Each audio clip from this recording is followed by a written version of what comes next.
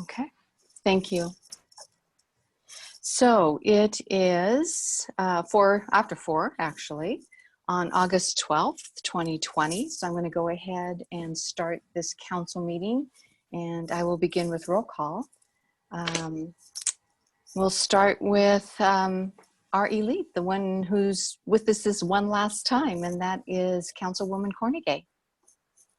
Present. Councilwoman Kinzer.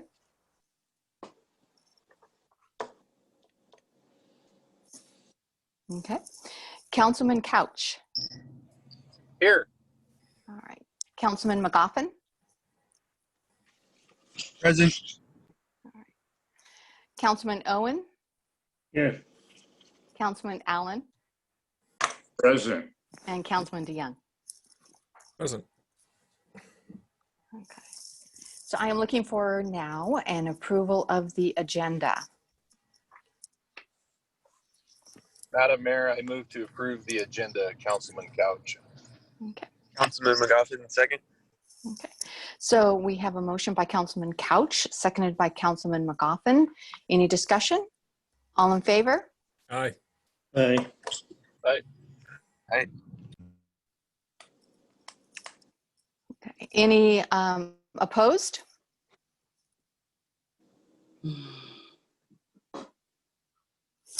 If not, we will move on to the consent agenda. Madam Mayor? Yes. Excuse me. I'd like to move consent agenda 1 through 4, and I would like to talk about number 4 if passed. If passed. If the consent agenda is passed, then I'd like to talk about number 4, please. All right. So we have a motion by Councilman DeYoung. Do I have a second? Second. Okay. So I have a second by Councilwoman Cornegay. Any discussion? Madam, Madam. All in favor? Well, you said if passed, so all in favor? Aye. Aye. Opposed? Okay. So Councilman DeYoung. Item number 4, interlocal agreement with Skagit County for improvements to Northern State Cemetery. I've had multiple visits up to the cemetery recently, and I'm just trying to get the understanding of the changes there, that we will be reducing parking there by adding more landscaping on, if you will, the northern state side, putting up a fence, a controlled gate along the county road and into the triangular county property. My question is, who is maintaining the grave sites? Because it seems as though that, well, not seems, it is that those grave markers have become covered and hard to locate grave markers. Is that the city's responsibility, Department of Enterprise Services of Washington, the port's responsibility? I'm trying to get a handle on that so we can get those markers to be observed. Thank you. Yeah. So we do mow up there right now, and it is, Brenda, do you want to comment? Brenda's not here. So right. Brenda and her team usually go in, and they are the ones who are maintaining the graves right now. As far as uncovering them, they're recording them. And she would probably be the one who could answer that better, but we are mowing up there on a regular basis. And it is challenging, as you probably have heard from other council meetings, that the grass, it's mucky. The grass gets very, very wet, and it's challenging to mow up there. So we are doing the best.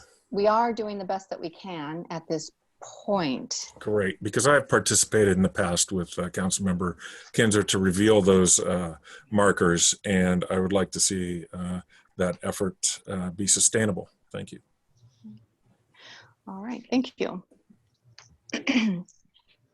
So before we go on to staff reports, we have a council member who is actually leaving us. Last night I had the honor of swearing her in as the PUD board member, commissioner. She is now a commissioner, Commissioner Cornegay.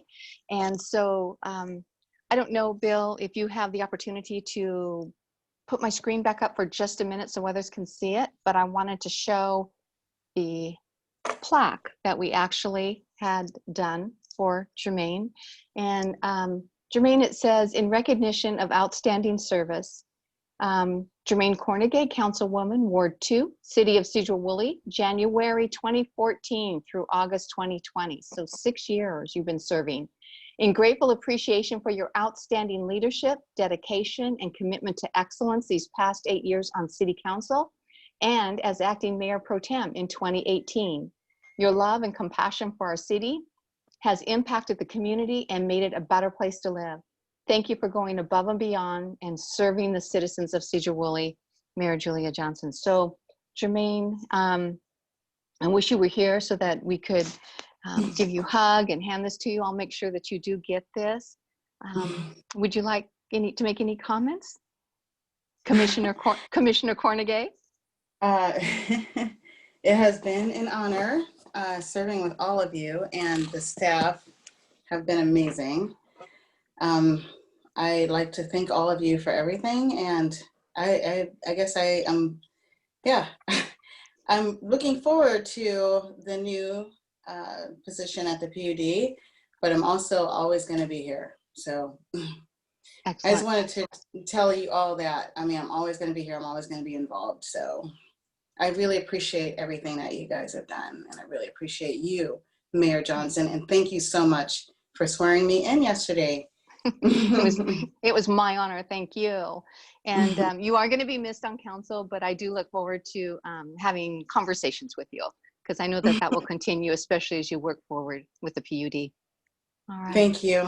So thank you for your service and really all you do for the community. Thank you, Jermaine. Thank you, Mayor. Okay, so we will move on to staff reports, and I will begin with Chief Klinger. Good afternoon. Hey, I just wanted to report that the mayor, Frank, and I met with the new director of DEM, and I am going to butcher this name, unfortunately, Bob Delonte. I'm not sure how to pronounce it. It's a interesting name, but we sat down, we discussed kind of what our expectations are for DEM, what his expectations are for this from the city, and we're working on trying to come to an agreement and kind of get that all in writing. We have an agreement with DEM, but it's a little bit old, and we'll try and get it updated to where it's an actual usable document. Once we get that, that will come back to you, the council, to take a look at, and you guys will be able to comment, and we'll have it in written format as to what we're going to be getting from DEM and what they're going to be wanting from us. So you'll get a chance to comment on it and give your input. Does anybody have any questions about, I'm going to call him Bob. It's easy. Other than that, Mayor, our COVID numbers seem to be staying about even. One day you go down, the next day you go up. So it's one step forward, 2 steps back, then you go 3 steps forward. So we're just staying about par for the course. We don't seem to be getting any better. So I'm not sure how much longer we're going to be in this phase. Yeah, it may be a long dance, huh? Yeah, it could be. Yeah.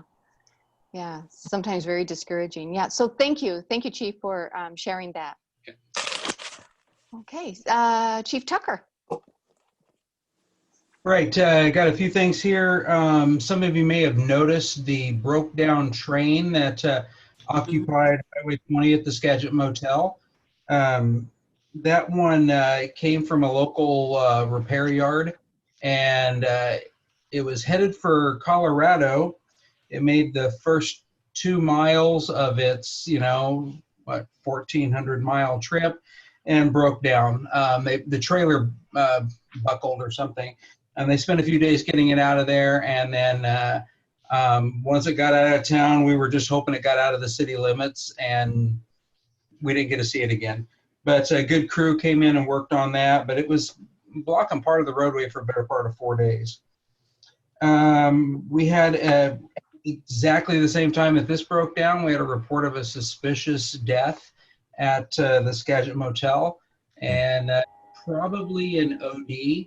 And we've been seeing some, we haven't seen the actual new, I guess, fentanyl pills hitting town yet. But there was another fentanyl fake pill thing going in other counties that we're probably going to be seeing in the near future, and this could have been that. We haven't found out yet. There was no ID on the person, and the room had been cleaned out by whoever was there with them doing whatever it was they were doing. But Detective Hannah Walton has since found out who that is and doing some follow-up on it. Nothing other than an overdose is what we're looking at, but it's just one more drain on limited resources that we got right now. We had a robbery attempt at North Cascades Food Mart right at the edge of town, going east out of town last night. Apparently the clerk decided she did not want to be robbed, asked the next customer to come in to beat up the robber. That didn't quite happen because the robber bugged out and ran away, which I think is kind of a good community policing thing going on. They took care of things, and we're following up so we can figure out who this guy was. The county came out and brought their drone to do some infrared viewing of the area, but we didn't locate the subject last night. We're still following up on that.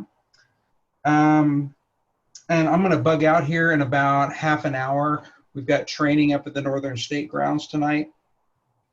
And last but not least, Lieutenant Dan and I are swapping vacations. He's on vacation this week, and I'm going to be starting my vacation on the 20th after he gets back. So we're here and there, and hopefully I can get him to come in for City Council on the 26th. But otherwise, I will be in Stehekin spending the night with my bride. And that's all I have. All right, thank you. Director of Building and Planning, John Coleman.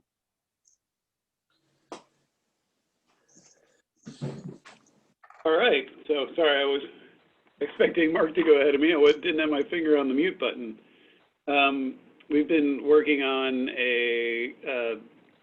the street dining regulations, and we came up with a temporary permit to allow sidewalk cafes and parklets in the dining areas downtown. We've seen one application be completed at the Magnolia Cafe, and I was on a walk today at lunch. They have their platforms out there, and then they're getting ready to have seating there. Hopefully they'll have that ready in the next day or so. I think that's about all I have. We've been extremely busy with just applications for land use applications are really active right now. And then I, of course, have more agenda items for the council tonight. We've been working on those things as well. Okay, thank you, John. So Director of Public Works, Mark Freiberger. Thank you, Mayor. Good evening, council members. Thank you for awarding the electrical project tonight on the consent calendar. We'll get that one awarded and out for planning. That work won't happen probably until the end of the year, first of next year, due to the acquisition of the new electrical equipment. We're glad to move that project forward. Also at the plant, Fisher Construction has been doing our digester aeration system upgrades. They started last Monday. Our crew has been working closely with them to make sure to clean the tanks out and to transfer the materials from one to the other. They did finish digester 1 last week, started the other one on Monday, or Tuesday actually. Our crew was cleaning Monday, and should finish on Friday, and that project will be done. We're already seeing some improvements in the aeration results there, so that's a promising development on that. The SR20 West Lane widening, I'm sure anybody's driven through there has seen that the lane widening itself, the asphalt's been cut and the base has been placed. They have installed the extension of the 48-inch storm pipe out to Brickyard Creek. They've left it just a little short, waiting for a fish blockage device that goes on the end of that to keep the fish from swimming up the pipe. And they're in the process of putting in the new creek crossing for the behavioral health campus there. So all that work's going pretty well. Jamison overlay is also underway. Contractors completed all the new ramps, and they've been working this week on getting the pavement repairs done in preparation for the grinding, which is supposed to happen on Monday next week, and then the paving on Tuesday and Wednesday. Contractors having a few issues coordinating the grinding and the pavement fabric material and all the rest of that. They might be delayed a few days, but that's the schedule I had as of this afternoon anyway. Just to announce for the full council, we finally did get a signed agreement back from the Department of Transportation for the BNSF undercrossing project. And now we're in the process of working with BNSF to get their contract in place and get them on the design work. With the delays in getting this contract done, the work's not going to happen this year. Probably be designed and material acquisition before the end of the year, and then actual construction of the undercrossing by BNSF in the spring. Finishing by the middle of June is what we're predicting right now. And so that's pretty much everything I have. I will have on your council agenda for the 9th of September, the first read for the sewer comp plan, and hopefully action following on the 23rd. Thank you. Thank you, Mark. Always so much going on. Thank you. Director of Finance, Jill Scott. Thank you, Mayor, and good afternoon, Council. We've been continuing to be very busy in finance. Probably the biggest announcement is the budget call letter just went out today with emails to the department heads and people that are going to be preparing the budget. This year, as you know, we will be doing a biennial budget, so that will be new for all of us, including even how to use the financial system. Yeah, so those emails, as I mentioned, went out today with all the documents, and I have been working with Bias just to figure out what that looks like. And so if anyone has any questions, I will be here, but I've been working closely with Doug. The other thing is working with Bill Chambers on getting our financial system to be hosted, basically cloud hosted as opposed to local, and maybe he can talk about that a little bit. Otherwise, we are just plugging along here. All right, thank you, Jill. Director of IT, Bill Chambers. Well, the council chambers phase 1 of the AV upgrade should be done in about 2 weeks. That's when they're saying that the cameras should be in. So that's good. Working on some issues with the DocuWare document management system in planning for an upgrade and for training on that, staff training. The fiber franchise agreement is ready for first read. That's on the agenda for tonight. And like Jill said, assisting with the technical side of moving Bias from locally hosted to the cloud. Glenn's been working a lot on IT property inventory, kind of getting us up to date and ready for the auditors. And we got our new firewall in, so I'll be working on the firewall upgrade. Lots of exciting stuff in IT. I got to tell you, I greatly appreciate you with all the problems that I tend to have with it. So thank you, Bill. Thanks you, to Glenn. I'm glad Glenn was able to pop in and help. Me too. Yeah. Okay. And City Attorney, Nikki Thomas. Well, as per usual, I don't have a lot to add. I do a lot of work behind the scenes supporting staff with reviewing contracts and helping get projects moving forward from a contract perspective. I did have the opportunity to work with John quite a bit on moving the parklets temporary process forward. And I'm really excited about that. I think that COVID has offered a unique opportunity to see how things can be done in a different way. I think it's cool to see other communities doing similar things. I know Leavenworth has actually had a lot of success with sort of shutting down the streets and pulling people out into the streets. It's created sort of a different dynamic, and it's kind of exciting to see it happening in Sedro too. So beyond that, I don't have anything to add. Yeah, you are a big asset, Nikki. We do appreciate you. And I apologize. I called you Thomas. It's Thompson. My apologies. That's okay. So, yeah. And then I would at this point be calling on Doug, but Doug is taking some needed time. So he'll be gone the rest of the week. And got to say, I'm pretty envious of that. But he does work hard here. Oh my gosh, he works some very long hours getting things done. COVID's really added another layer that I can't even begin to describe to any of you what that's like. But he's doing a great job. So let's see, we will move on to council reports. I will start with, I'll start with you, Jermaine.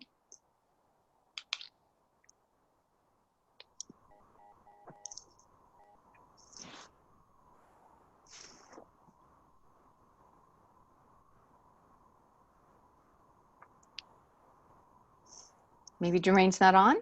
Jermaine, if you're on, you need to turn your mic on if you're on. Mayor, she's showing as on, but I think she might have stepped away for a minute. Okay, I'll come back to her. And then I'll move on to Councilman Couch. Madam Mayor, nothing to report at this time. Oh, okay. All right, Councilman McGoffin.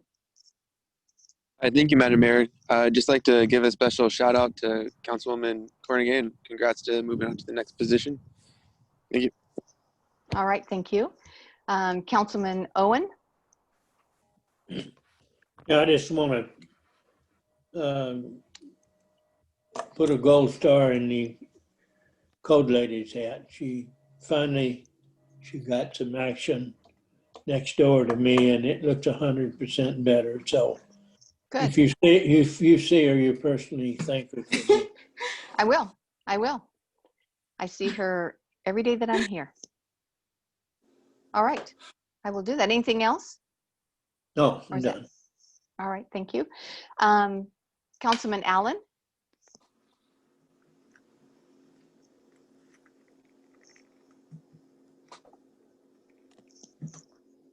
Okay.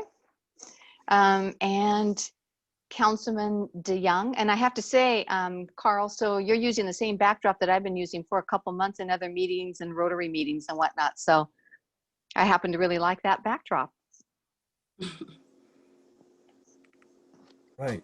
So thank you. It's been quite a pleasant few weeks here in Ward 6. People out and about taking care of their yards and people doing things with their family. It was fantastic to be up at Northern State the other day with the Central Skagit County Library and Skagit Parks with lots of families walking around. They put up some interpretive signs and some activities dealing with the QWERTY codes, which kind of looks like that Rorschach test box that people can take their smartphones to and help interpret what those little sites are about. So it was nice to see families together doing their physical distancing and still being to go outside and enjoy nature. So I'm looking forward to seeing some of that happen down at in the future at Riverfront Park, of course. And we have, let's see, my screen went blank on me here. Oh, a note here from Nathan about the Puget Sound Corps with Department of Natural Resources being able to come down and take care of some invasive species removal. And they're looking to do that, let's see, Thursday, August 20th. So glad to see some progress moving there, and I'm looking forward to future progress of the replacement of native plantings there. And even during the time of COVID, applying for those grants with nonprofits and other non-government organizations that even if we're not able to get them in the ground, we still have places like next to our public works area and the sewer plant to watch those plants grow and get a little hardier before we put them in the ground. So a good project, glad we talked about it in the budget cycle last year. Then talked a little bit last meeting about some input from and feedback from the Central Business District folks about the petunias and other things growing out of the street. Glad to have put in my own sweat equity on the 27th there of July, and with my little picker-upper, and did some weeding out there. And then it was awesome to have the crew come out. I believe it was a subsequent day on 4 a.m. to get out there and really spruce it up. So Central Business District looking better with some sprucing up. And that is what I have to report from Ward 6. Thank you. So I'll go back to you, Councilman Cornegay. Is there anything you'd like to report? I wanted to say I just can't wait to get rid of this iPad. I wasn't stepping away. I was just trying to get back. I've been going back and forth to the packet, and then I can't get back onto the screen so easily. So I just couldn't. Anyways, all I wanted to say was I actually talked to Nathan a little bit ago, and about the parks and having multiple benches for people to sit at. When I go to the dog park, I notice that people kind of hover around. You know, you can tell usually I remember people just wanting to sit at the bench, but there's only one bench. So I think at some of the parks, since we have to practice social distancing, they only have one bench. You know, sometimes there'll be at least a half dozen people at the park, and then they can't, like, maybe just scatter some seats here and there. And he said that since the other parks don't need theirs anymore, then some parks could use them more than others, I guess, is what I want to say. So I guess to make it official, to just kind of request that we have more seating for people at the parks, spaced out. And that's all I have to report, but thank you. Yeah, that's a good suggestion. I noticed that too at the dog park, that there is just one, it's a picnic table, and of course it's under a covering, and that's where people want to congregate. You're right. So it is challenging. So great suggestion. Okay. Madam Mayor. Yes. I wanted to say one thing that now that we have Jermaine back, I just wanted to thank Jermaine personally for, the 6 years of service that you've given to our ward, and we'll be missing you greatly. And hopefully we can find someone that can attempt to fill your shoes. So Jermaine, thank you, and I appreciate it. Thank you so much, Councilmember Couch. I'm pretty sure that you will. Thank you. I have faith. So I will say along those lines, thank you, Councilman Couch. I will say along those lines, we are taking applications, and we'll be taking them until the 14th, this Friday, and it closes at 4:30. So just putting that information out there. It's also on our website. On behalf of the city, I sent this out actually to the council. So nice of you to read it, Councilman DeYoung. It is a thank you to Nathan and his volunteers who did graciously rise at 4 a.m. to do the weeds and the cleans in the downtown area. It does look great. They not only did Metcalf, they also did the side streets. So it looked fantastic. And so actually when I called him personally to thank him, he said, I was to be sure, because I did not know this, but I do now, that I was to be sure to thank Glenn Allen for all the continued dedication that he takes to wind the clock. So that beautiful clock that's downtown on Metcalf, thank you, Glenn. That's fantastic. I had no idea that it needed to be wound. I thought perhaps it was just an electric clock, but it's not. And it's much appreciated because it's actually a part of our history, and it adds a lot of character to our downtown area. So thank you, Glenn, for taking the time to do that, being so loyal to that. Now, did Glen Allen Jewelry purchase that, or was that something that you just took on?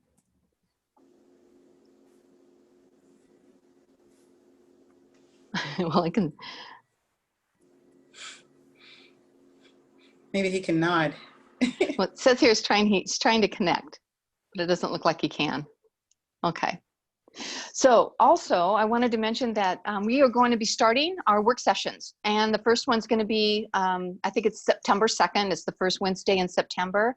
It's going to be at 4 o'clock. and we will start the budget conversation. So I'm glad that Jill Scott mentioned that she has sent out the packets, because we are going to have the opportunity to start discussing what the projects are and what the budget looks like. And it's going to be an interesting year because, oh gosh, we're going to have to make some real guesses, I guess, is the best way to put it, as far as what the budget is going to look like. So just kind of a forewarning about that. I know usually the first Wednesday of September, we meet with the Planning Commission. I do understand that, but we are just going to bump that up to October. So I believe that that is October 7th. We will meet with our first work session with the Planning Commission will be that first Wednesday in October at 4 o'clock. Just kind of a reminder that Rick Lemley, who was a council member, is retiring actually from Lemley Chapel, and on the 14th, Friday the 14th is Friday, there's going to be a drive-by goodbye party. I think you can also pull in if you want to. It sounds like there's going to be some refreshments either in the parking lot or maybe even around the building. So I'm kind of going through here and seeing if that's all I have. I think it is.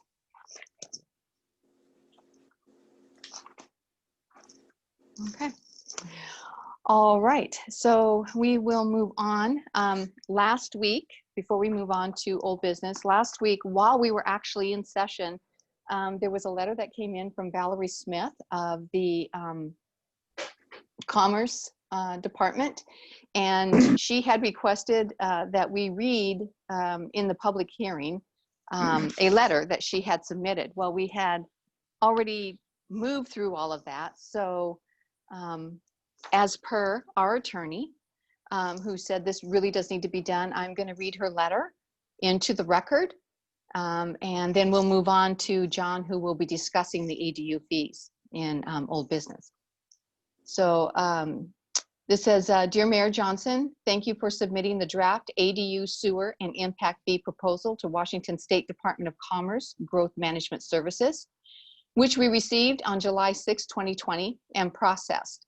Additionally, congratulations on taking the first steps to include the accessory dwelling units, ADUs, as infill housing options within the comprehensive plan and subsequent approval of the city's first ADU development regulation, which we received on the 24th of June. These actions indicate that the city's dedication to providing more affordable housing options and encouraging infill development, both supported by the Growth Management Act, is much needed. We recognize the substantial investment of time, energy, and resources of these documents represent what they represent, and we congratulate you for completing the objective. Commerce is recommending that you waive the ADU impact fees as best practice for furthering the goal of the Growth Management Act. Please consider the following recommendations during your final legislative action regarding impact fees. Affordable housing, best practice, having shown that one of the easiest ways to promote ADU development in urban areas and break down barriers to development is to waive impact fees for the infill ADUs with the urban areas. A house with an ADU is likely to have similar impacts to a very large house, with the added advantage of providing a separate dwelling unit that can be used for affordable housing and help homeowners pay their mortgage. The benefits of the ADUs are reasons that the city should take action and encourage them. As noted in the staff report provided by City Planning Department, many communities are moving towards reducing fees and, if at all possible, waiving fees completely within the urban areas. The proposed fees schedule includes reduced fees for the new ADUs, and while this is a step in the right direction, Commerce recommends waiving impact fees for infill ADUs. Congratulations to you and your Planning Commission, your staff, and all the citizens involved for the good work of these actions. If you have any questions, please feel free to give me a call, and Valerie lists her number here. She says, we extend our continued support to Sedro-Woolley in achieving the goals of growth management. Sincerely, Valerie Smith, Senior Planning of the Growth Management Services, Washington State Department of Commerce. So that is her letter. And with that, John, that is your cue. I'm going to ask you to begin. All right, so I'll resume our conversation about fees for accessory dwelling units. And if any of you have interest in that letter, it is, of course, included in the packet with the ADU fee discussion materials.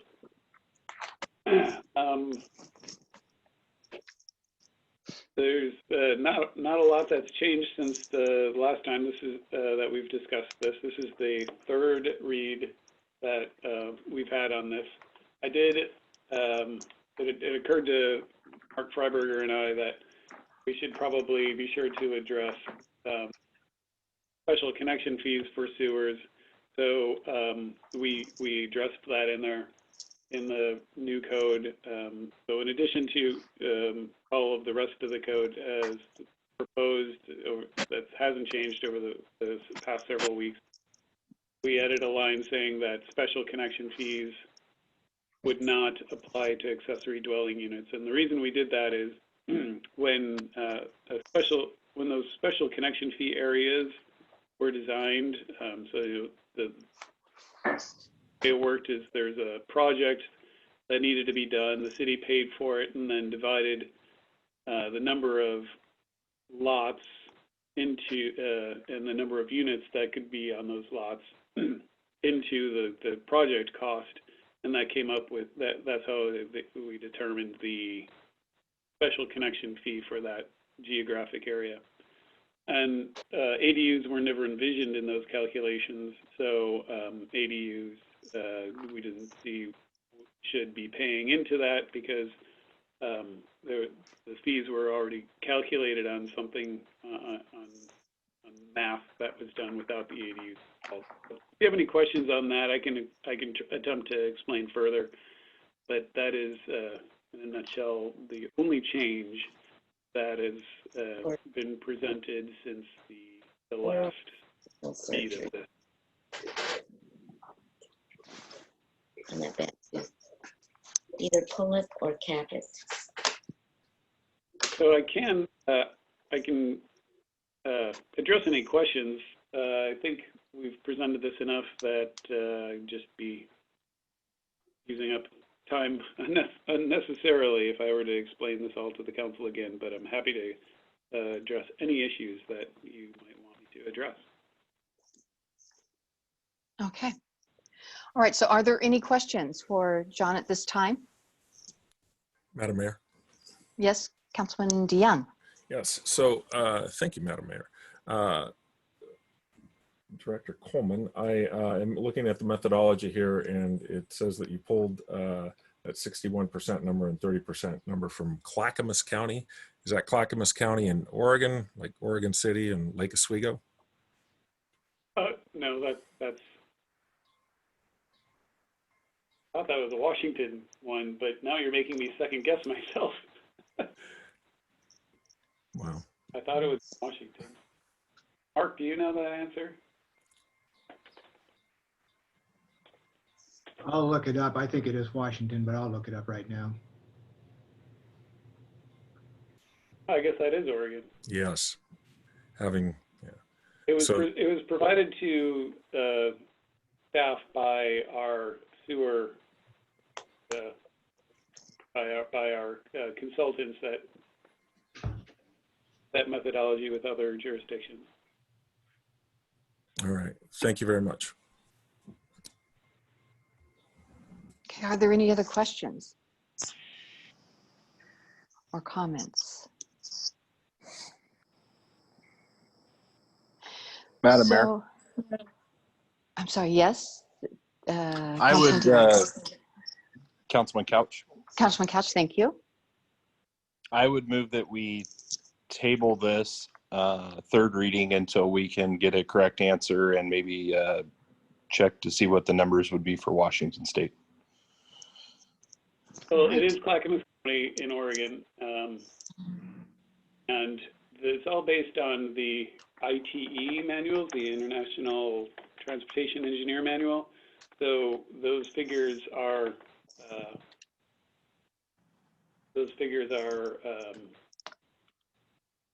the same from state to state. Is there their national numbers that the IT manually uses. And is this common practice, John? Yeah. Yeah. To you, okay, that was your point. I just want to clarify that this is common practice to do that. Okay. Mm-hmm. So we do have a motion on the table by Councilman Couch. He has moved to table this.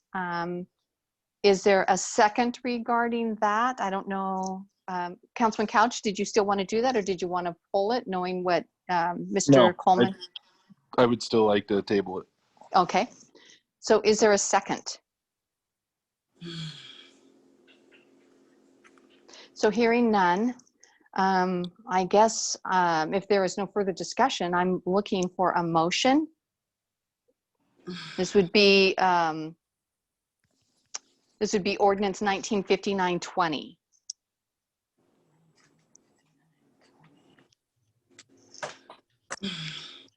Can we pull that motion up on the screen, please? Madam Mayor, Yes, Councilman Allen. Councilman Allen, I move to make that motion. All right. Is there a second? Second. I'm sorry, and this is Councilmember DeYoung. DeYoung. Thank you. Okay. It's a disadvantage. I apologize. Okay, so we have a motion by Councilman Allen and it's seconded by Councilman DeYoung. And this is a proposed ordinance number 1959-20. It would be adopting the amendments to the Sedro-Woolley Municipal Code 1316-035 and Sedro-Woolley Municipal Code 1560-070A to specify sewer connection charges and park impact fees for ADUs. Any discussion? All in favor? Aye. Aye. Any opposed? Nay. And Councilman Couch, correct? The opposed? Correct. Okay, thank you. All right. Motion does carry. Okay. All right. Thank you, John. We will move on. We will move on to the 2020 TIB fee, transportation impact fee update. Mr. Freiberger.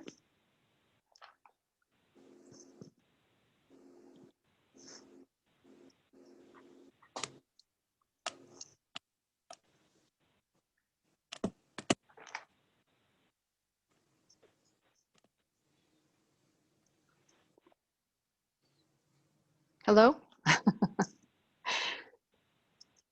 Sorry about that. I muted instead of turning it on. I appreciate got it back. Thank you, Mayor. No problem. This is the second reading tonight for this. We had a presentation at the last council meeting, and I'd be glad to answer any questions. This does include recommendations of the memorandum from Transportation Solutions, Inc. To update the present transportation impact fees. They're relatively modest modifications. This has become increasingly important to us, especially with the probable loss of our transportation benefit district funding mechanism. As you will see in the discussion on the grant approval tonight, our means of funding transportation projects are getting limited, and we're having to scrape up together our shekels from many sources. So it's important that these TIF fees be kept updated on a regular basis. So anyway, if you have any questions, I'd be glad to try to answer those. Okay. So are there any questions or for Mr. Freiberger, or any comments, discussion?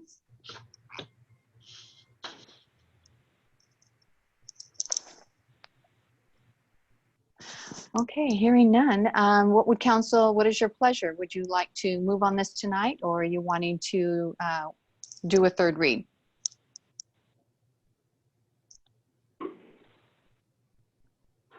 Madam Mayor. Yes, Councilman DeYoung. Yes, thank you. Is there urgency, or what is the benefit of holding to a third reading? Well, I don't see, well, Mark, do you want to comment on that? I don't see the reason to hold it to a third reading. This is, as he said, minimal changes, but Mr. Freiberger? Yes, of course, the council can do as you choose on that, but unless you have any questions, I haven't heard anything one way or another in opposition to this. It would be best to get it in place as expeditiously as possible, is my opinion. Thank you.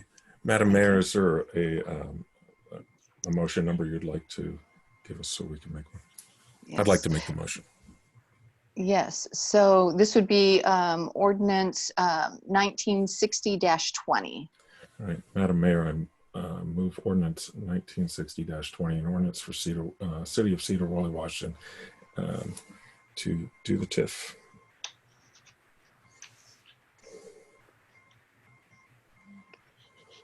Okay. I'll second it, Madam Mayor. All right. So I have Councilman Allen. Yes. Okay, so I have a motion by Councilman DeYoung, seconded by Councilman Allen, to approve ordinance 1960-20, which is amending the Sedro-Woolley Municipal Code, sections 1560-050 and 1560-060, to increase the amount of the transportation impact fees. Any discussion? All in favor? Aye. Aye. Aye. Aye. Any opposed? Okay, motion carries. Thank you. And let's see, third, lifting of moratorium on accessory dwelling unit, ADU applications. Mr. Coleman.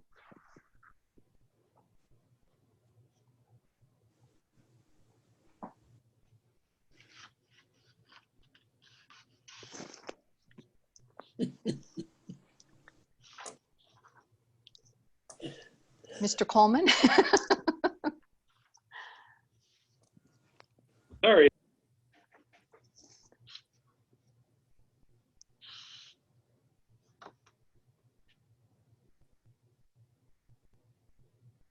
So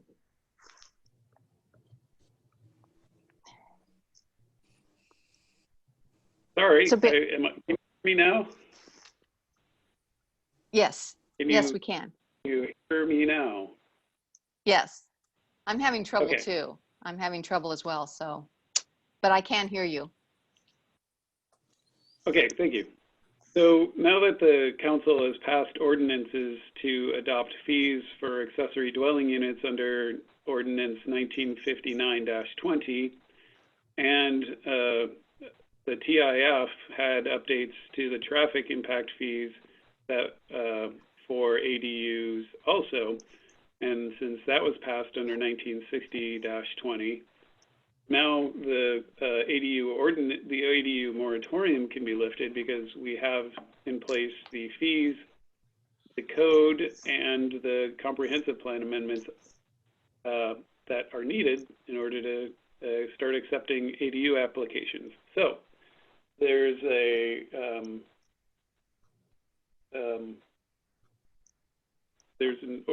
proposed ADU moratorium extinguishing language in a proposed ordinance on your docket today, and if passed, we can end the ordinance, which we recommend now that all of the necessary things are in place. Okay, so are there any questions regarding this document or any questions for Mr. Coleman?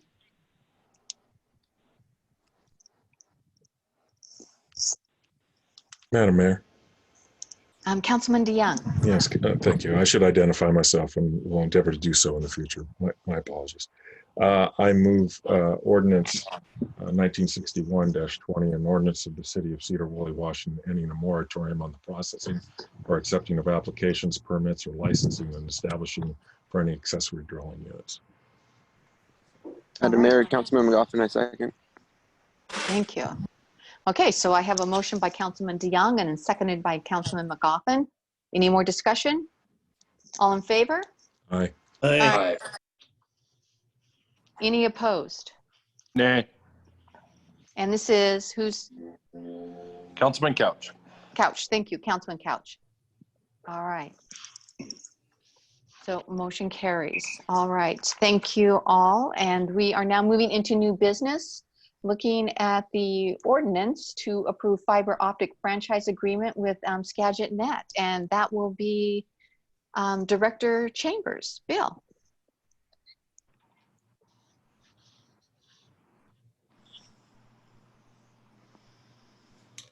All right, can you hear me okay? Yes, I can. Great. So this is just the franchise agreement that we've been hashing out over the last year plus.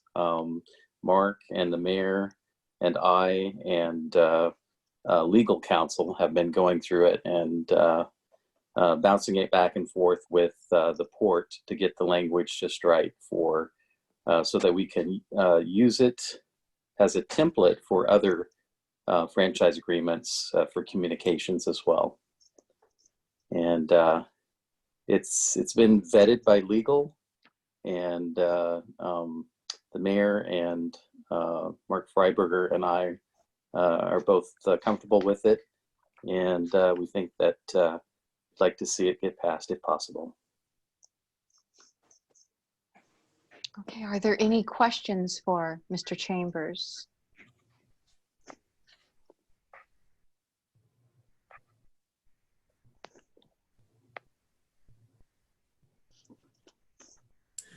Madam Mayor. Yes, Yeah, Councilman thank you so much. This is Councilmember DeYoung. I just wanted to just make a note that solid fiber optics coming into Sedro-Woolley is just huge. And this is something that we've heard for many years, and it will be just such a great asset for economic development in Sedro-Woolley. Just wanted to thank again the city, the port, and also PUD. I know it was something that our former city manager, city attorney, and former PUD commissioner Aaron Berg worked really hard on, and to provide that spine to get to that private-public partnership to help with the development. And also, I just want to make sure this is Skagit Net, not Skynet. Is that correct? It is Skagit. That's correct. All right, Yeah. thank you. And actually, Mr. Berg could not be a part of it because he was part of PUD, so he wasn't Right. in on this. So I know it was something that he was talking about when he was the great piece about all of this, yeah. what I really like about the Thank you. fiber optics has to do with the fact that we'll have redundancy. We'll move out of dark fiber. It would be nice to move out of dark fiber and to have some redundancy. So this will also open up the door for fiber to move east of us. So the smaller towns, Lyman, Hamilton, and Concrete would be able to also have fiber optics within their communities. So I want to know what council would like to do with this. This is, of course, the first read. You do not have to act on it. So if I'll give you the chance to make a motion. If there is no motion, we will move on. Actually, I don't think they can act on this one today, Mayor. I think that this one requires a second read in a public hearing. Perfect. Okay. Thank you. Then we will move on. Thank you, Nikki. All right. And last order of business is the TIB grant approval and match requirements. Mr. Freiberger. Thank you, Mayor. I think I'm online this time. So as we've been mentioning to council over the past couple of months, we had the opportunity to submit applications to the Transportation Improvement Board for transportation funding. We've prepared 2 grant applications. One is under the Urban Arterial Program, and we're proposing the SR 9 North Township, McGarrigle and John Liner Road intersection improvements project for that. That particular project is one of the Jones-John Liner Trail Corridor projects. After the undercrossing, it is one of the more critical ones. The transportation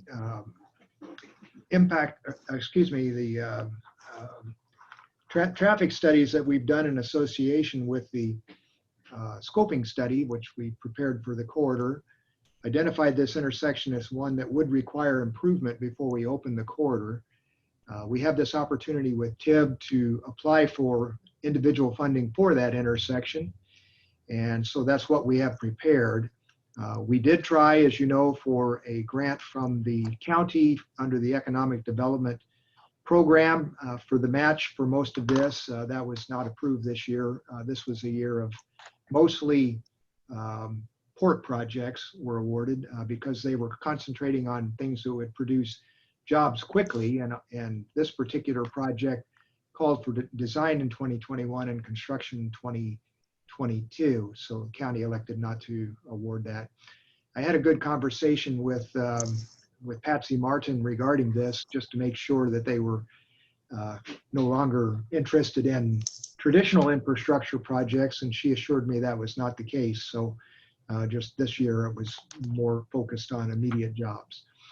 So we'll try again next year for that. But in the meantime, in order to apply for the TIP grant, we needed to have match. And so we're proposing to fund this with a bucket of dollars from 3 different sources, which is outlined in the on the last page of this memorandum. And I mentioned also in the memorandum the struggles that I talked about a little earlier with the TIF discussion on putting together matching funds these days. Losing the Transportation Benefit District funds has taken away one of the legs we generally have relied on for the last few years, at least since 2017. So we'll need to look at replacing that, as we've been discussing at some point, but certainly in the midst of the economic issues caused by COVID, that's not the time now to do it. So what we put together, working with Doug and Jill, is using some of the account 104 cash carryover dollars, using some REIT dollars, and using GMA impact fee dollars to come up with the $387,000 match that will be needed, or $373,000 match that would be needed for this project. And that's a 15% match as is our minimum with our current city size. The other project that we are applying for is another in our list of many overlay projects that we have on the books. This one is Wicker Road. It's a relatively small project, $200,000. The 15% match that would be required on that is $30,300. So we're proposing we're requesting council authorize those match amounts from our funds and also authorize us to submit those 2 grant applications. And I'd be glad to answer any questions you may have on that. Okay, so are there any questions for Mr. Freiberger regarding the grants and where the funding is coming from?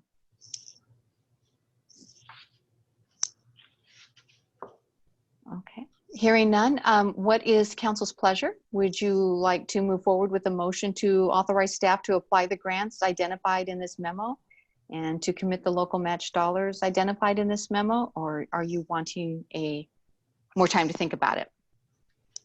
I should say, Mayor, that the grants are due on Friday, so. Well, there we are. So it's either yes or no, council. Yeah. Madam Mayor, I make a motion to authorize staff to apply for the grants identified in the memo and to commit the local match dollars.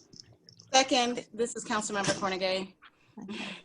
So, thank you. Motion by Councilman McGoffin, seconded by Councilwoman Cornegay.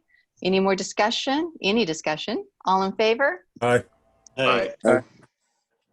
Any opposed? Okay, great. Looks like we're in, Mark. Thank you very much, Council. All right, and with that, we come to the end of our agenda. If there's anything for the good of the order, hearing none, then we are adjourned. Thank you, Council. Thank you.